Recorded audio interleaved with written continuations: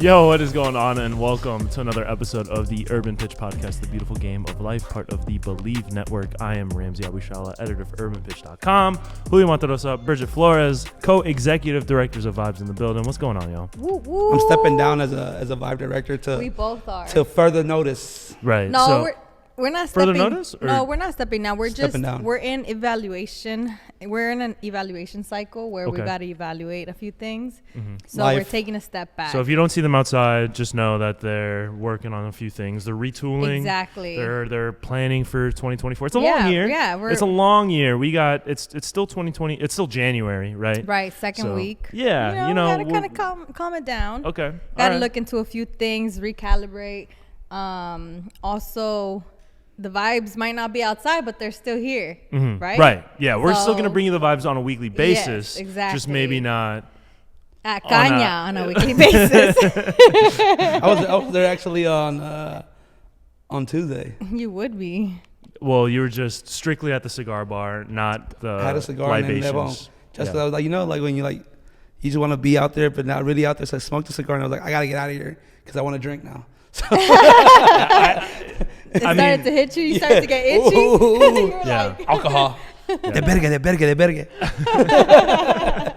Those three words, you hear those three words, it's over. Yeah, or they're done. You're in for either they're over or it's over for you. Yeah, one of the two. So, trying to keep it, clean. Yeah, so I'll be hiding till season comes again. So end of March, I'll be back outside. Last week of February? Yeah, February, February 21st technically is I'm starting NWSL season. That's when I start. Okay, he's on the NWSL calendar. Yeah, okay. Angel City vibes. Angel City vibes. So I'm starting at the end of March. That's your team for the year? Yeah, definitely. Yeah, we got to make it out to more games. Last year, First of all, I hate her so much right now. Why? She's like, yeah. And then there was a fourth time, they're like, Bridget, let's go. She's like, nah. When? There was a few games you planned it up for all three of us. I know, but you know why? It's because it was on a Sunday, the day after LAFC game. So, there's still recovery mode. I get it. But still. I was recovering too. I know. I understand. I mean, I still understand it. I get it. But, I mean, anyways, we got a lot of stuff to cover. We might be taking a break from the outside, but the outside is still rolling on. There's a lot of things going on. We're not the only ones taking a break too, though. Angel City and LAFC are taking a break as well because they haven't signed anybody. It's been a everyone's off-season. Still out of office. Yeah, right. Off-season, including me. Yeah, the off-season hot stove has been moving along like elsewhere. It seems like you see a lot of teams making big signings. A lot of players, and we can talk about this later on maybe in the episode, but a lot of players making moves, a lot of teams making moves. But when it comes to LAFC and Angel City, obviously two teams that that are near and dear to our hearts. Mm-hmm. We're still waiting for the big move. Obviously, Angel City re-signed Sarah Gordon. They re-signed Madison Hammond. They re-signed Lily Nabet. A lot of players that have been there from the beginning of. It hasn't been that long, but still. Land before times. Yeah, right. But we're still waiting on that marquee signing for Angel City, LAFC. A lot of it is rumors right now with players. Not even rumors. All right, so looking at Twitter and different social media, Reddit, there's no real rumors. There's been two. There's been a Benzema rumor floating around and a Dybala rumor that people thought about just because Boanga wanted to leave. Yeah, that's for players coming in. I'm talking about for players leaving. There's a lot of room, a lot of conjecture about potentially having a lot in terms of free agents. We haven't re-signed a lot of keep a lot of some people of the guys have already left. Yeah. Right, and then a lot of players have already left too. So there's a lot up in the air when it comes to both Angel City and LAFC. Shout out to Adamant though; they've been busy with the goodbye messages, part of our history. God. A lot of thank yous. My mom was like, "Mom, is you part of history too?" Everybody going, bro. Today's episode is brought to you by Bet Online. With the NFL playoffs right around the corner and the NBA season in full swing, Bet Online has you covered with all the up-to-the-second odds, news, and scores. With additional odds, lines, trends, and info on both desktop and mobile, you can access the world's best wagering information anytime. Head there today to get into the action and see all the updated odds. Remember to use promo code BELIEVE, that's BLEAV, to receive your 50% welcome bonus on your first deposit. Bet online, where the game starts. Yeah. I mean, it's interesting because off-season is always a period of anxiety for a lot of fans. And I think LAFC, you already kind of knew that there was going to be somewhat of a shift from the last few seasons to where we are going into 2024. Obviously, Chiellini announced his retirement.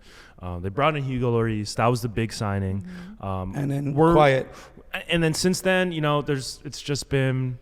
But I feel like it's always been like this, where LAFC, there's always talks about. They're really secretive about their moves. Like a lot of people always do, like this player's for sure coming. Then a left field Bell signing out of nowhere. Right. Like, who would have known Bell was coming? Hugo, that's still crazy. Exactly. Gareth Bale. And just like for the time that he did, like he didn't come to do 2-3 years. Like he was injured the whole time though. Like I saw there was a documentary about it, and he was talking about like he was fighting with injuries even towards the final, and then he tells the team, if you need to go, just put me in. Other than that, like if you don't need me, don't use me. But if you need somebody, he said Julio. He said I can give you 15 good minutes. That's it. Shout out to anything you. more than that. That's not what I meant. That's not what I meant. The fact that he had to like. I know, right. That's the first thing that came to his mind. Yeah, clearly. I mean. 50 minutes, like come on, like I'm hiding from everybody. Interesting. I'm in bed by myself. Like literally, like even with goalie, there was a lot of J Mac talk. Max coming back, and then boom, Lloris out of nowhere. Yeah, I'll say this: LAFC is really, really good to keeping everything in house. They never, if something does leak, I don't know how it does. It's probably LAFC Rich posting it, literally, like there's no really rumors that come out, and then everybody's always sad, and then a Boanga comes in or a Chicho get him at discount rate just because his team the team we bought him from are struggling with money wise. Yeah. So I don't know, like whoever the scouts is, they're probably working, but as a fan, as a person that always wants to hear some rumors, like at least it sucks because they don't let leak. Right.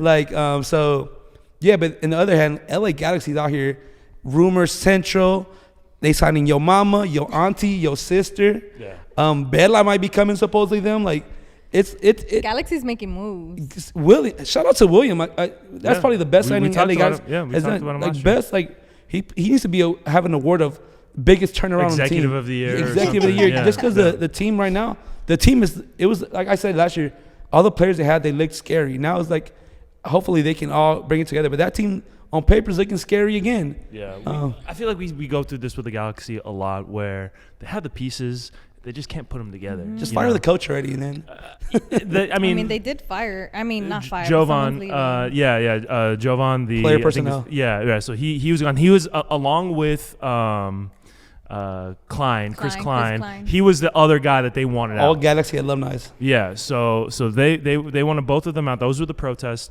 Fans got both of them out.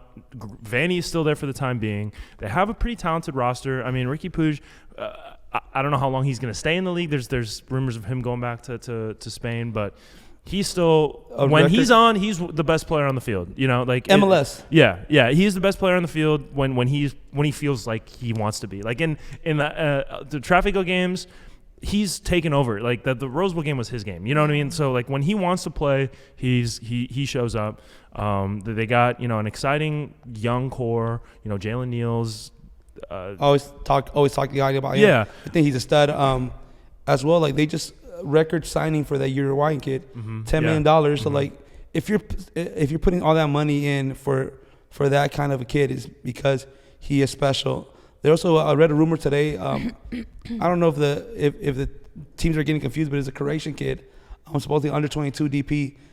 I read the rumor first for LAFC, but now I guess Total Galaxy or whatever the Instagram page is called said that they're in talks with them. Like it's crazy because the rumor cycle, the MLS rumor cycle, you never know what to trust. And I feel like for other sports, when you see a rumor, there's like a credible person that floats the rumor, and that is it's like, okay, this is probably going to happen. And MLS, you never know what to expect. Well, Total Galaxy, I'll give them that. Like most of the things that I read on their page, like literally, like, it happens, or like there's always close to being happening. So, but I don't know how easy Galaxy is like basically letting these rumors out, because they have a different player every day. Well, they have a fan base to appease. Yeah. You know, because their fan base is disgruntled. They have been disgruntled for last few years. The fan base is on edge. Yeah. Whereas LAFC, I feel like LAFC fans can trust the process a little bit more, because the process has been working. The process has been working. They are getting nervous, but when it comes to it, maybe one bad season the year that they did. Yeah, but at this point, like, are they gonna have a team to play next year? Like, at this point, I'll give you good 15 minutes. Yeah, I got you. Yeah. I mean, one red card per game. They're gonna figure something out. Obviously, I think the pieces will fall together. Mm-hmm. Yeah. So we'll see with that. I mean, Denny Bouanga. There's been talks of him going to France. There's credible talks of multiple teams. The thing about Bouanga is that Thornton said it. He's not gonna give him away for a cheap price. Yeah. You gotta give him that 15 million he's asking for, and Bouanga gotta understand he's in contract. What you think? What you heard? Like, you're in contract to. We decide to let you go. No, because, like, okay, good. You were the MLS player, like all them goals you scored, but you're in contract. When he found you in the second division, you didn't think you were gonna make this money. Now you want more money. Okay, like, you have a contract. Figure that contract out, then ask for more money. If because Thornton don't budge. Like, you want money, Chicho. We all want to Chicho. He want money. Hey, thank you, bro. You go to Mexico, then go to Real Salt Lake. Like, Thornton's not the type of guy to let this thing happen. So, but I know he's a smart guy. He's not gonna let him go for freaking $2 million just because you don't want to be here anymore. Yeah, you're gonna be unhappy in LA, freaking dealing with this beautiful weather. Like, but like, you have a contract to that. I think it's to next year. So, if you don't like it, he's got no leverage at this point. Yeah, at this point, bro, you in Thornton's hands, and that guy does not miss. Yeah.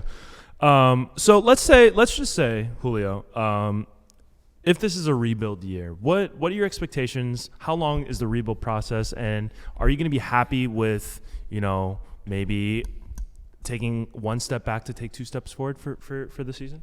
Honestly, every good team goes through that rebuild stage. As a fan, we hate it. Going back to my Lakers when they win, Kobe and Shaq winning all that. Nah, man, those Lakers rebuilds were and then trash. We had poor Smush Parker. He had the worst. And then we got back to that Pau Gasol. They fleeced that trade. Yeah. Shout out Jerry West. He gave us a deal. But I feel like the Lakers aren't necessarily the best. No. Example. I'm saying that's a championship team, and it's a team that's known for greatness. So it happens. Like, we gonna go back to the Galaxy. Galaxy, one of the most decorated teams in MLS. They've gone through a hard stretch, and now they're seeming like they're slowly coming back to go back to gain back their we're the best team in MLS title. Mm-hmm. So if LAFC does have a rebuild year, it's gonna suck because this is a fan base does not know. They're not used to it. Does not know what losing means yet. We had one off season, but that season started great, and then just like pieces started getting hurt, and then the season didn't go as well as they wanted to. But after that, the following year was championship. So like, this is not a team that is used to knowing how to lose or having a losing season. And the way things are looking, it might be one of those seasons. Yeah. But if we do have a losing season, it gives time for you hear all these names in the academy that LAFC has. LA Galaxy has sent a lot of players from their academy. There's some rumors of a few academy players, so they're known to have a good academy and send players out. Like, now this is the time for the LAFC academy kids, these decorated kids that we've talked about, Dueñas, Nathan. Like, this is the time to step up. Mm-hmm. So increase your value, become a staple in that first team from LA youth to like LA pro. So if it's a rebuild year, I do want to see more of the young kids opposed to like us giving players that we're not going to have next season a more opportunity. I think we also have to kind of remember, like, LAFC is such a new team. Obviously not like first year, second year, but they are in their first couple years, right? Like, they're not even in the double digits of being a club team yet. Yeah. So I think that being in this, like, as we're having this conversation, it's easy to forget, like, that they just started a few years ago, but it's also they just had a championship win.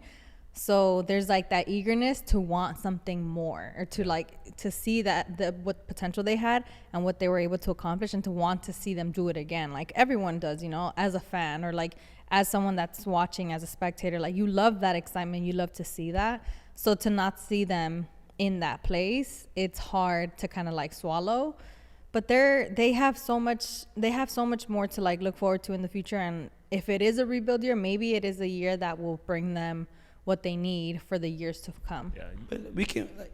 The thing is, like, when there's never no money during winter transfers. All the big transfers come in the summer. Right. So like, and that's a global thing. Yeah, and like, even if they do, like, they sign, instead of looking at the pieces' names or their resumes, see how much of a good fit will be for the system. If they sign 3 B level players, MLS players, knowing that we have a space, we still got we have 2 DPs, 2 slots open that we have not. That Thornton has not failed with these DP signings. He is Bella, Rossi, like the other guy that left to America. He has not missed. So Brian Rodriguez. Yeah. So like, he has not missed. So just give him time. He got Bell on the TAM deal. We have that TAM now that Kalini's gone. Like, give him a chance. Let him work. Let him cook. He's cooking right now, but he's not making a sandwich.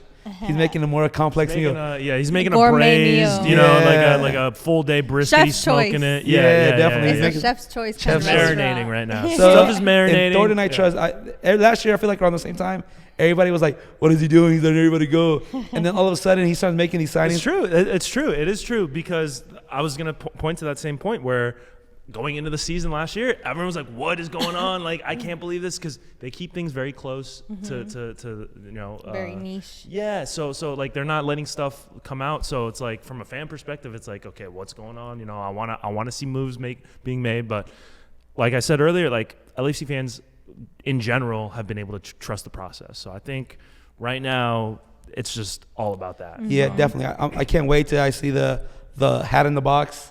Like, admin. So admin, if you're listening, we need some hat in the boxes. Like, these part of history, like, messages is like, I mean, it's tough. Posts are it's crazy. Maldonado gone, Palacios gone, Christian Torres. That was a tough one. Yeah. So all these great guys, especially out of all of those guys, Palacios has probably been the hardest one. He was.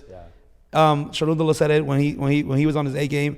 Best outside back in MLS, and he's a great guy. Had a tough season last year, not in a bad way, but like, just had an up and down season last year. But yeah, out of all the players that are gone, I think that's the most the one that hurts the most. Yeah, we'll see. I'm excited to see the moves that are being made, or if they don't make a big move, how they can kind of be creative with the pieces that they do have. Give Abraham a chance. Give him more minutes in the first team. Put Abraham. Put Abraham. That's my 2024. I don't care. In the midfield, bro. Abraham. I can't wait to see him doing his thing. If he debuts, I might run in the field, yo. Julio's about to get tackled by a yellow shirt. I'm gonna buy him that the strap that they have for kids, the monkey ones. He's gonna be running. Yeah, but we're both gonna have to hold it, because he's gonna drag me with him. Hey, put him on those chain collars, like, for the dogs. You ain't the first woman to try it. Oh, it's not that easy, Bridget. It's not that easy, Bridget. Okay, anyway. let's go elsewhere. Talking about players being moved in the offseason. We've seen a few U.S. men's national team players make some moves. Miles Robinson, Brandon Vasquez, Cade Cowell, not yet officially, but they're talking Chivas? They're talking about Cade Cowell going to Chivas. Even sorry to cut you off.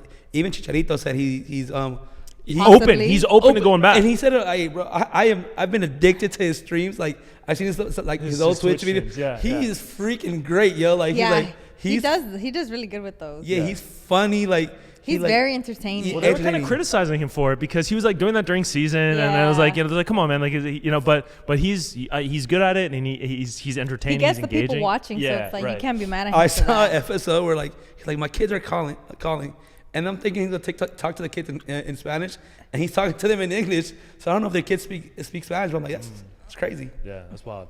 I love Chicharito. Shout out to you, man. Yeah. So those 3 names, U.S. men's national team, obviously. There's a little bit of like umbrage with those moves from fans, the U.S. men's national team fan base, who, I mean, probably when it comes to like delusion scale, they are on the higher end. But they want basically their mentality, and I don't fault this mentality at all, is they want all the young guys to be going overseas to Europe, be making, these moves to where they're playing in environments that are going to make them better, environments that are going to, sharpen their skills and also their mentality, and basically get them used to what the real soccer, real football is like, so that when they play on the national team level, they're used to it. They're used to the stakes. They're used to the energy. They're used to the culture that comes with this. But I mean, Miles Robinson going to Cincinnati, Brandon Vasquez playing with Monterrey, and Cade going to Chivas. Vasquez is confirmed? Yeah. Yeah. All I right. think he's already. I think Fabrizio might have even said something, but they feel like these are lateral, if not steps down. But at the same time, it's like they're playing in they're getting good deals out of this for themselves. It might not be the best move for their overall careers, but in terms of like where they're at, the money that they're making, and their total environment, you can't fault them for making so. I want to get y'all's thoughts because it's something that we've talked about, whether it's like, the whole MLS versus Europe debate. What do you guys think about these players making these moves? I mean, I don't know. I think on the one hand, the U.S. national team fans have a point, right? Like, we do want these young players to get as much competitiveness as they can to be able to like up their game, up their skills, up their tactics, so that when they play on the national team, they're competing at a level that can withstand passing beyond group stage, passing beyond knockout rounds. Like, of course, like that's what we want. It's just hard. Like, I think for me, I could see it being a lateral move. I don't know if it's a step down, but I think there's something that could come out of it. I think that we're at a point in time where like you said, these kids are making decisions for themselves that are going to benefit them in the long run. And if they see something, the thing about this is that like they're not making these decisions out of nowhere. Like, they're making calls to people that they care, that they trust, that care about them, that are going to be honest with them. So wherever this decision made for like Brandon Vasquez to go to Monterrey, he had people helping him get to that decision. Whatever led to, what's his name, Cade? Yeah, Cade Cowell. Cade Cowell to go to Chivas or potentially go to Chivas. Like, there's people there that are helping him understand like why that's the best option. Because I'm sure that they have other offers, or maybe they don't. Maybe they don't have the best European offer and they're waiting for that one, Yeah. So I think for me, that's kind of how I see it. I'm like, why not trust their process, their like journey? Obviously people are not going to agree with that, but I'm also a Liga MX fan, and I'm like, I think it's going to be exciting. I mean, Monterrey finished in second seed of the Apertura, and I think Chivas just needs the help, so we'll see. For personal reasons, their careers, like for them alone, like money wise, there's great money to be made in Mexico, and they have a great soccer fan base, but for their U.S. National team, I think it's not going to help, just because it's not like other pools where like there was not enough names. There's a lot of names, and plenty more names are going to play in Europe. So for those players, literally, I think the players that are doing good in Europe are going to overshadow whatever they do in Mexico, just because everybody's, even if it's not true, because I always said Mexico has a great league, but even they see that European tag, you're doing good in Europe. You could be at a freaking not either in Netherlands or different leagues that are not top three in the world, and be doing good in Mexico, but they would choose that player even though they're doing it with a smaller team, just for the simple reason that European tag comes with a little bit of weight. We have a lot of players playing in Europe nowadays. Hey, they're not going to Saudi, so yeah. At least they're not going to Saudi. But so I agree with you, Julio, and the fact that obviously, I mean, there's no, especially for forwards though. Vasquez is like Vasquez. So this is where I stand though. But Brandon Vasquez, I like Brandon Vasquez. I like Cade Cowell. I think I've spoken pretty highly of them on this podcast. Yeah, they're not going to be they're not the answers to our problems. Like they're not like them. But I don't see them like, all right. So going back to Vasquez, I don't see him in even, all right. So let's say we take three forwards. The guy from I forgot the European English guy. Forlan. He's Balogun. Yeah, he's not gonna be over him. Sure, of course. He's the number one striker. Not over Sargent. Okay. And then they got P-Fuck, Pepe. Not Pepe top 3. P-Fuck and even Haji Wright. So like Vasquez is like 6. So like if he probably saw that and he's like exactly. That's what I was gonna say. Yeah, that's where I was going. He's like I'm in. I can go make $300,000 a game in Europe, but I can make $1 million per game in Mexico. Not knowing that it's gonna be hard for me to make that national team. Cal is same thing with Cade.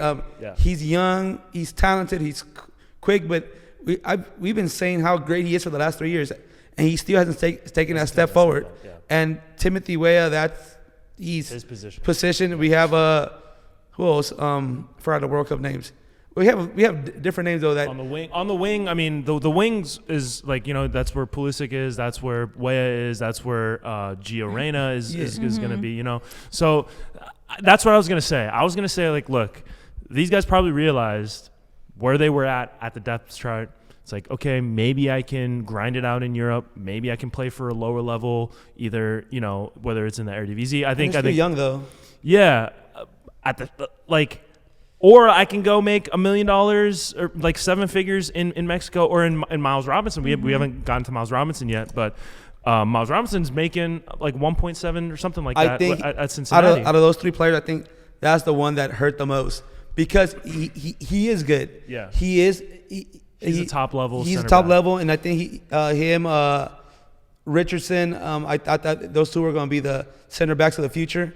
So Robinson going to Cincinnati, that might hurt him because there's a lot of great, talented defenders, but not at the level of Richardson and Robinson back there. So Robinson staying in MLS, I think he might be like Zimmerman. Yeah. He might be the only player in that roster playing in MLS. Yeah, and he's also coming off a pretty serious injury. Like Achilles is no joke. I mean, like his brother Anthony, you know, is doing. I mean, he made 2023 Premier League Best 11. Like he at Fulham, he's doing great things. So it would have been great to see him go to Europe to join his brother, potentially, maybe even in the Championship or the Premier League. I don't know what offers he had on the table, but coming off of an injury, you want to stay in a relatively familiar position, maybe, and like the bag isn't out on him. It's a great team, Cincinnati's a great contender, team. Yeah, a very good team, and he's making good money. I can understand why you're upset that, look, man, like you're selling yourself short, whatever, this and that. I will never fault anyone for chasing the bag. Definitely, don't listen to me. You know what I mean? Broke. Like, get your money. Yeah. Get your money. Like, I will never fault anyone for taking that over maybe playing for less money in a potentially. Like a whole new country. In a whole new country, you're going. Maybe not going to speak English. Away from your family. Yeah. So it's not all about the U.S. sometimes. So that's why these kids are doing things that are going to benefit them. And you know what? This is why I'm like, I don't know why Vasquez doesn't just play for the Mexican national team and then we go and then rip out I think he's eligible. Or he was eligible. He was a dual national and he picked the U.S. over. He went to the tournament. Yeah. It was him and who's the other guy? Zendejas, who hasn't come back. Yeah, and he's in freaking Liga MX. So I'm like confused as heck as to why they decided to go for the U.S. when they're playing in Liga MX. Like they're building their stats to be great players for the Mexican national team. Greg's a good recruiter. Yeah, but then again, Mexico's had a lot of mishaps with a lot of the talented players. That's true too. Hence Vela, Vela was probably been the most talented Mexican player in the last since probably Hugo Sanchez or probably ever. And like, I mean, Chicharito, you could say Chicharito. No, but I'm saying like the skill levels that Vela had, even playing in Spain, it got to a point where he was like over Griezmann and Espanyol. Like he was right behind Cristiano and Messi, like on that top players of that La Liga, that crazy La Liga, which is not at the level it once was. But he was up there, and this is a guy that decided to be happy over being stressed at a national team. He got blamed for basically something he didn't do, bringing girls into the hotels, and he was one of the fall guys, and he was like, I swear I'll never come back, and I can keep a promise. Yeah, and he is. Yeah, I think I always say that I hate making intersport comparisons, but I do it all the time. You take a look at someone like James Harden, who I spent my entire life disliking after he left Oklahoma City. But I forget who it was. It was somebody who was talking about it on another podcast. basically saying how they respect James Harden because he's basically just trying to play with his friends. That's all he's trying to do is like, I just want to play with my friends. I'm making a lot of money. Like I'm pretty much like winning a championship is not the most important thing to him. He just wants to play in cool cities with his friends and for teams that are going to pay him. And then he forces his way out when things don't work and he gets what he wants every time. Yeah. And so like when you put it that way, it's like, how can you get mad at that? How can you get mad at that? No. But the sports fan and like the purist in me is like, man, James Harden's a punk. Like he's never going to win a championship. All he's like, he doesn't care about it. He doesn't have the dog. Like, so there's two sides of it. And maybe now that I'm getting a little bit older and realizing like how important money is. The bills. Yeah. Like I can understand players maybe taking a less competitive side where they're going to make more money. It's like, wow, like that view is not as egregious as it was to me, when I was younger, where I was like, it's all about winning. It's all about, we're here for the rings and for, all this. The thing about Vela is that he is the spokesperson for work-life balance. Yeah, right. Exactly. He's like, I don't know if he talks like teammates once practice is over. Like, I'm cool with y'all here, but I gotta go back to my family. I'm gonna play 2K for the next 25 hours. Like, he's the one trying to talk to the front office. Hey, can we have like a walk dog Wednesday? That work-life balance is crazy with Vela. We forget sometimes that they're like humans too. They're over there trying to figure out their life and get things right for themselves and their family. So some of them are gonna pick money or like happiness and balance over championships. Yeah. And I think also part of that comes up with like, watching Kobe play. Kobe is like ultimate psycho. Yeah, like super psycho. Where it's like Mamba mentality. It's like all 2024 was like Kobe like eventually like he achieved everything that he like most of the things that he wanted to accomplish. But if he hadn't, he would have been miserable. You know what I mean? Like just think about how miserable he would have been had he not won. Right. Whereas Carlos Vela, he's a happy guy. Yeah. Like I don't think I've ever seen like I've seen him upset on the field, but like every single picture I've seen, like you see pictures of Ben Affleck. Ben Affleck looks like he hates his life when he's like out on the street. With Carlos Vela, every picture I see of Carlos Vela when he's outside of the field, he looks like the happiest dude. He's got a big smile, like he's got no stress wrinkles. Like he's got a full set of hair, like like literally, like he's so talented, one of the better players like in the world at one time, and he just like, you know what? I like the Lakers. Let me go to LAFC. I'm going to sit courtside at Lakers games. Kobe called me. I guess I could pull up. Right. Like, what do you do after you play soccer? I want to play 21. Like, and a lot of the Mexican press killed him for that. They were like, you can tell he doesn't love the sport. And then, like, he had the greatest comeback. Like, do you guys like talking about work after you leave work? It's true. Dang, it's true. Like, he's a simple you gotta guy. have boundaries, man. Yeah, hey, shout out to Vela. Please come back. Like, we need you. We need you, bro. Yeah. This is like afterwards we're gonna be trash talking Vela off screen, but for the purpose of him coming back, we want. Yeah. I don't think I can. He's a nice guy. No, there's no reason you should pick it Vela. Yeah, and there's like the whole holding of the standard of professional athletes, and we want them to be a certain way, but at the end of the day, can't get mad at the whole. Still a job for them. Like if like most of y'all hate y'all job. Like he's happy playing the game that he loves, at a level that he feels like is not stressful, and he still can go back home. You see his kids every time he score a goal, like this kid running to the field. Cute. Like he's living the life. Yeah, he is. Work-life balance, man. Like that's essentially what we got out of Vasquez, Cowell, and Robinson. Work-life balance. Yeah, and Vela too. And Vela, because Vela set the standard, and those guys are just following that standard. Yeah. I heard Vela in the negotiations. He was like, hey, can I work remote? Can I get a desk? At least a hybrid schedule. What's y'all work remote schedule? Like, can I get a standing desk? Like, can I expense that? Can I pick and choose when I play? Like, we can do the practice. I have the little cones in my living room. Like, I want to be hybrid. That's hilarious, man. But we'll see, because I'm excited to see these moves. And off season is always, anxious time, exciting time. We're just looking to get back to the season, right? We're just trying to fill some time. But one thing I did see, speaking of leaks in LAFC, there's the third kit. Did you guys see that third kit? The white one with the Los Angeles. Yeah. I like it. Yeah. I hope it's not V-neck though. I see like it's not a V-neck, but I hate that. Yeah, it might. I like crew necks. Yeah.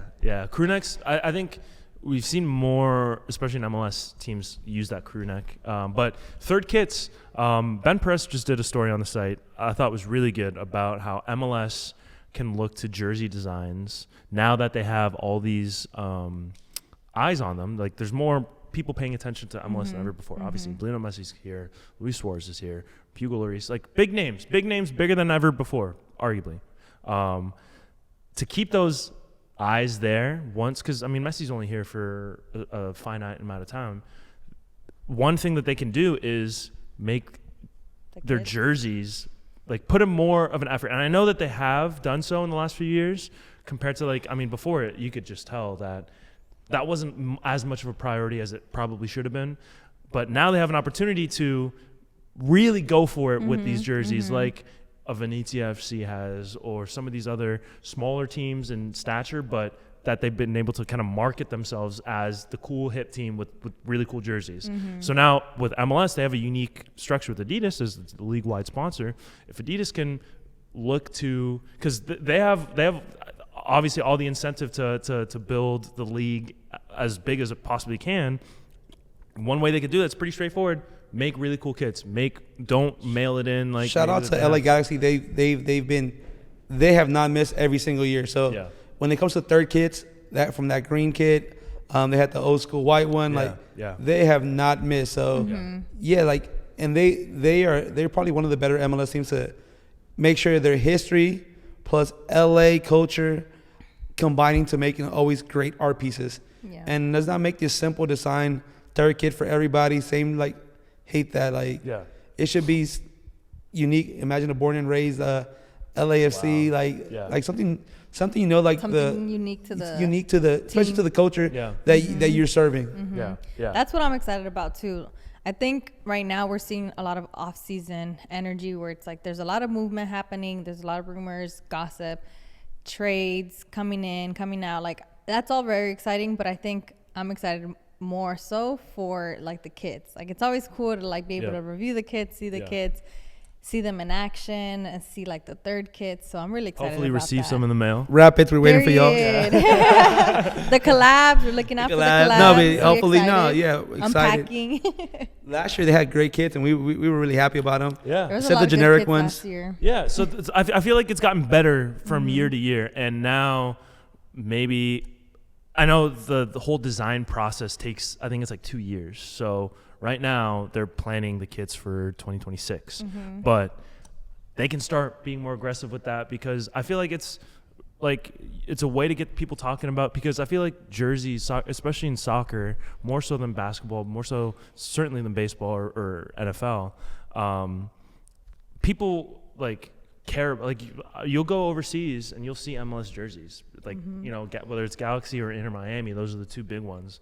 So if we can get, like, even in the U.S., like, you see people wearing obscure kits from teams in Greece or teams like in Australia, like teams where, like, oh, it's like, yo, like, I don't know what that jersey is, like, it's a conversation starter. It's something that it's one of the best marketing tools that you have is your jersey, right? Because it's basically you're turning people into walking billboards.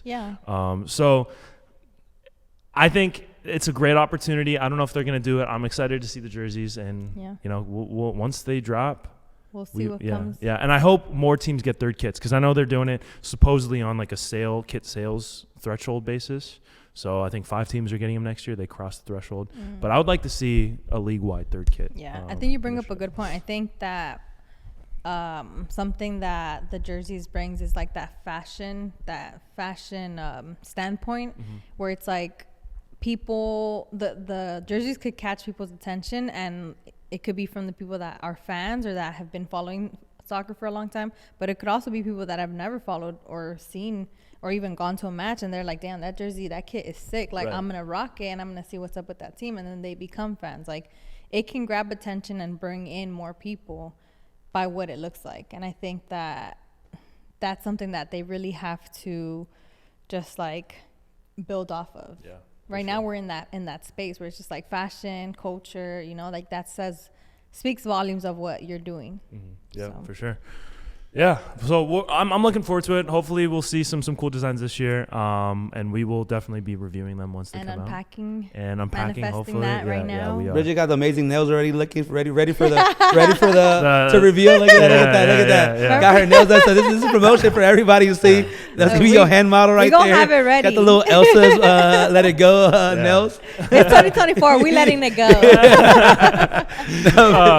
Yeah. But one thing before we wrap it up. I think MLS should do what baseball is doing right now. If your team sucks, you can't sell your tickets more than $100. Hell yeah, for sure, for sure. That's 100. For real. Yeah, come on. I'm with that. Sports across, like wherever your team like finished in the last season. That's like the threshold you that you have to start price. at. Yep, I'm all for that. Because what Inter Miami was like, they were like, I don't know it's what. Extortion. It's extortion. Jesus. They should be able to sell their tickets more than $100. Have you seen their marketing and like their ads and it's crazy. It's not even like, it's so crazy. I'll like read articles and it's like Messi, Inter Miami. Like I'm like, what? Like is that their new name or what? Bro, Inter Messi FC. Yeah. The rumors for their players like Coutinho, like Roja, like shout out to Boca Juniors. Roja's coming like. Bro, like there's a lot of freaking names that freaking pop out every day for Inter Miami. Like they're leaking stuff just to put fuel. MLS, what the hell is their salary cap looking like?